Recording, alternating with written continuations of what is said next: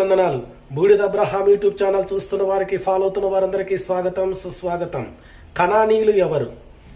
నోవాహు మనవడు కనాను. ఈ కనానును ఆదికాండం 9:24లో నోవాహు శపించినట్టు చూస్తాం. ఈ కనాను యొక్క తండ్రి హాము. కనాను వంశము గురించి ఆదికాండం 10:15లోన లిస్టు రాయబడినట్లు చూస్తాం. ఈ కనానీయులు అనే మాటకు అర్థము వ్యాపారి. వీరు సాధారణమైన వృత్తి, వ్యాపార వృత్తి చేసేటువంటి వారన్నట్లు ఎహెజ్కేలు గ్రంథం 17వ అధ్యాయంలో మనం చూస్తాం. ఈ కనానీయుల దేశము చుట్టూ 7 జాతుల వాళ్ళు కలిగి ఉన్నట్లు కూడా మనం చూస్తాం. అలాగే ఈ కనానీయుల దేశాన్ని ఆమోరీయుల దేశమని కూడా పిలిచినట్లు యెహోషువ 24వ అధ్యాయంలో మనం చూస్తాం.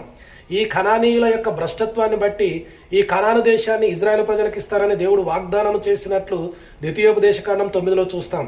వీరు వ్యాపారస్తులు, ఓడరేవు ప్రాంతం కలిగినటువంటి వారు, విగ్రహ సంబంధం కలిగినటువంటి వారు, అనేకమైన వృత్తులు కలిగినటువంటి వాళ్ళు, నరబలులు ఇచ్చేటువంటి